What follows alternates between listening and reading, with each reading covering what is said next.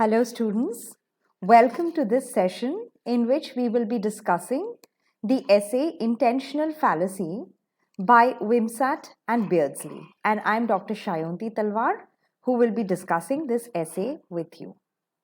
So to begin with the discussion, I will just give you a quick context of the essay. So the phrase intentional fallacy was coined by the American New Critics. So there's this whole school of criticism, a different kind of critical inquiry, which is called New Criticism, which came up in America in the 1930s and 40s. And New Criticism believed that one needn't look beyond the text to understand the meaning of a text. So earlier, criticism would take into account the author's life, the social background, the cultural background, the historical events that may have inspired a work. But the new critics believed that the piece of writing, whether it's a poem or an essay or a story, it is right in front of our eyes, and that is what we need to analyze, and that is where the source of meaning lies. So, and in intentional fallacy, they are actually trying to prove that the author is not as relevant. So this was coined by the American New Critics, W.K. Wimsatt and Monroe C. Beardsley. And this essay, this phrase occurred in an essay which was published in the year 1946 to describe the common assumption that an author's declared or assumed intention in writing a work is a proper basis for deciding upon the work's meaning or value. So till then it was assumed that the author has a particular intention when the author is writing or creating a piece of work, and the critic's job is to find the author's intention, and that is how the work needs to be understood, with reference to the author's intention behind the work, the author's message in the work.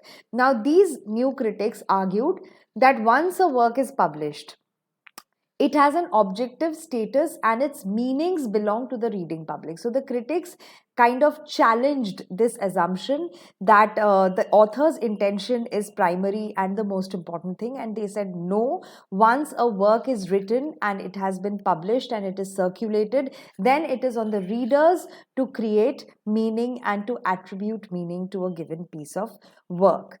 So, and the source of meaning, the crux of meaning lies in the text itself and not outside the text. So, new criticism is also a kind of criticism which encourages intrinsic reading of a text or intrinsic analysis, wherein you go into the text, you don't go outside the text. So extrinsic criticism would be where you consider factors which are beyond the text, which are outside the text, like the author's life or the events that may have happened in the author's life that may have influenced the author to write something, or the historical events or the socio-political factors that may have influenced a particular piece of work. So Wimsatt and Beardsley, who were new critics, they believed that whatever inferences you need to draw are right there on the page on which the text is written. So that's the context.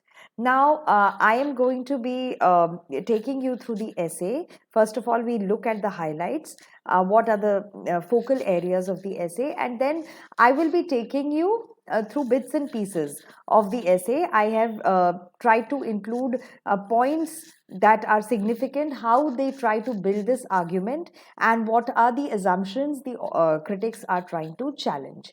So to begin with, the highlight of the essay is A, that they are trying to say that the design or the intention of the author, that is the creator of a text, uh, is neither available nor desirable. So A, why do they say it's not available? Because the author is dead or absent. So how do we know what was the author's original intention? So we don't have access to the author's mind at the time of reading the text, right? So how do we then how can we then say for sure that this was the author's intention?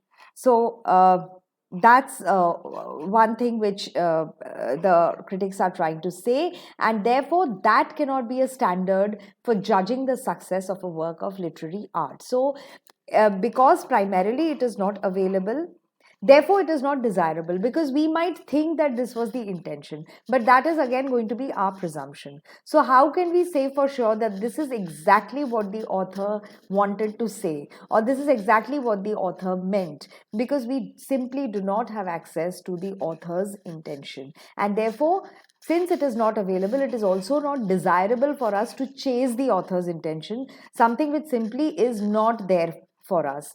And therefore, we cannot think of these two parameters, the availability and the desirability, because both are not there. Therefore, this the author's intention or the author's purpose cannot be considered to be the standard for judging a literary piece and deciding the worth or the success of a literary text. So that's the first thing they are trying to focus on. The second thing they are contesting is that the widely accepted notion that in order to judge the poet's performance, we must know what he intended. So it's primarily the same thing, that they are trying to free a literary text's worth from the intention of the creator of the text. So now let us move on to certain bits and pieces. So these are actual passage excerpts from the essay by Wimsatt and Beardsley. So they are saying here, a poem does not come into existence by accident. The words of a poem, as Professor Stoll has remarked. So they've taken Professor Stoll's premise and they are trying to challenge whatever Professor Stoll has said. So they are saying the words of a poem, as this particular professor has remarked, come out of a head, not out of a hat. So agreed that it has come out of someone's mind. So whatever we are reading is the result of a mental output, right? It has come out of a head, it hasn't come out of a hat. Yet to insist on the designing intellect as a cause of a poem is not to grant the design or intention as a standard by which the critic is to judge the worth of the poet's performance. So they're saying we agree that it has come out of someone's head, but just making that the cause of a poem, that the intellect that is involved, uh, if we are only looking at a literary piece with respect to the mind that it is a product of, then we are not being fair to that particular creative piece. So the intention or the design cannot be the template or the default standard for a critic to use. That is what they are saying, that a critic has to go beyond the template of, oh, this must have been what the author was trying to say. The critic has to move beyond this template. And then they further use the analogy of a pudding. Pudding is a kind of sweet dish, where the consistency and the viscosity has to be very even. You can't have lumps in a pudding. So the moment you have lumps, then there's a problem, which means it has not completely mixed well. Right, so here what the critics are saying is that judging a poem is like judging a pudding or a machine. One demands that it works, so you can so you are like, when you see, when you read a piece of uh, poetry, you want it to work just like you expect a machine to work, or just like you expect when you put a spoonful of pudding in your mouth, you expect it to dissolve in your mouth, right? So uh, here the critic is saying a poem should not mean but be. A poem can be only through its meaning, since its medium is words. So what is the poem actually? It is made up of words, and it simply is a presence, in the sense that we have no excuse for inquiring what part is intended or meant. So the poem, those 10 lines, 12 lines, 15 lines are right there in front of our eyes. So we cannot actually say that this part is relevant, this part is irrelevant. So we pick and choose that here this is what the author intended and this part, so every word, every punctuation mark, every pause, every comma, every line is important. The stanzaic pattern is important because all the meaning is contained in the structure and the words on the page, right? Because poetry is a feat of style. So they're saying it's not an ordinary creation. Poetry, because poetry economizes on words, it doesn't use a lot of words like prose. So they're saying poetry is a feat of style. It's a style statement because instead of writing 20 pages, you're just putting a thought or something in 8 lines or 10 lines. So you need a lot of style for that, right? And a complex meaning is presented through the structure and through the theme.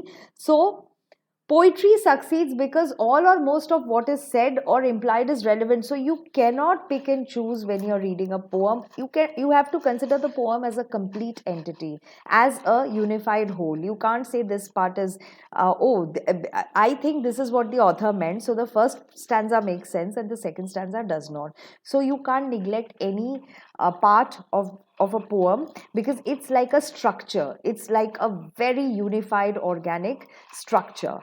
What is irrelevant, he says, it has been already removed because poetry is a genre that demands an economy of words, that demands style, that demands a very composite structure. So whatever is irrelevant has already been removed, like lumps from pudding and bugs from machinery.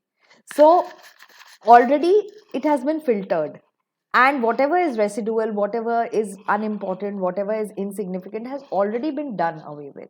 So what you are getting is the final finished fine concentrated essence, and therefore every word needs to be considered.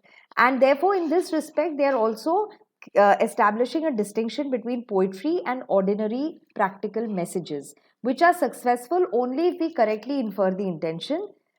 So he says that they are saying that poetry, in fact, functions at multiple levels. So there could be multiple meanings, and each of this meaning is going to be determined by the structure, the arrangement of words, the length of the lines, how the line breaks, the stanzaic pattern, all of that, because everything goes into the structure and making of a poem, and that is why everything is relevant. It's not like just a practical message or a letter or a novel which you write where you can just choose to sometimes elaborate, sometimes repeat yourself. A poem is not like that.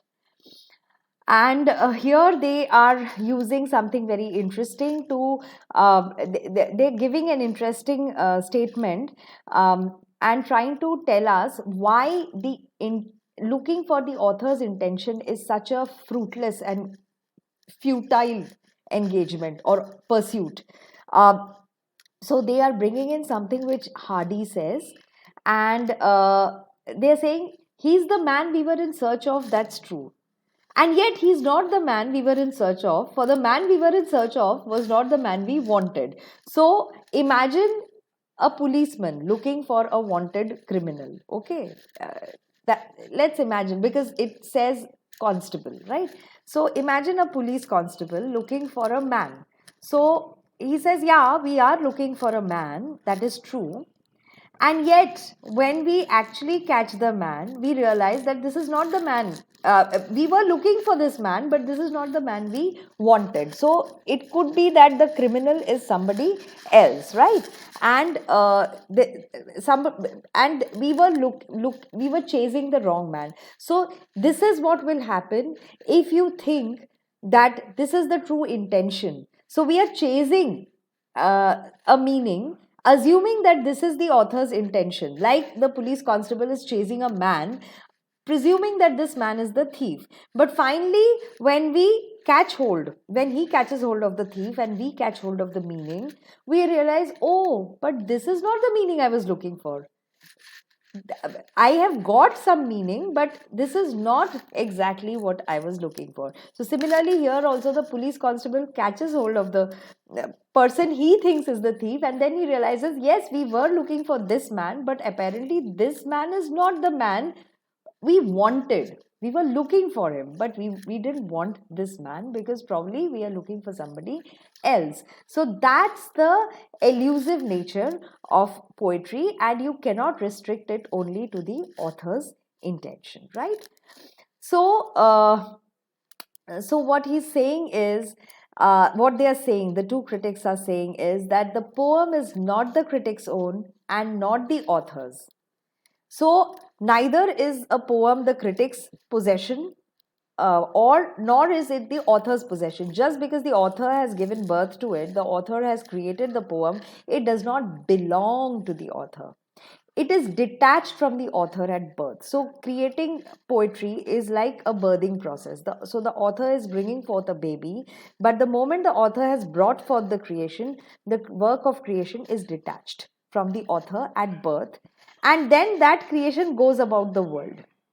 And once it is circulated in the world, it is out there in the reader's domain, then the author does not have any power or control over it. So then that piece of creation is completely free of the author's influence. The author cannot have a say in the meaning making process. That creation or that particular poem then belongs to the public. It is embodied in language, the peculiar possession of the public. So, why? Because the medium of a poem is language, it is words, and words are not the author's sole property. They are the reader's. They are in the reader's possession also. So it is in the possession of the public by virtue of using the medium of language or words, and it is about the human being, an object of public knowledge. So most poetry talks about human life, human beings existence in the universe, how they what dynamics uh, influence human beings. So that is a domain that is in the domain of public knowledge. So the author loses control and power over the poem. So that is how they are trying to establish the whole argument of intentional fallacy. So they are saying this is a fallacy. Fallacy is this is a delusion. It's a misconception that there's an author and the author is the sole creator of meaning, and only when we have deciphered or decoded the author's meaning can we truly understand a literary work, specifically a poem. That is not the case. So that was the essay for you. Hope I was able to convey what these critics are trying to say. And of course, you need to read the complete essay to get a better understanding. So thank you so much for being with me, and I will see you again in another session where we'll do another critical essay. Till then, bye bye.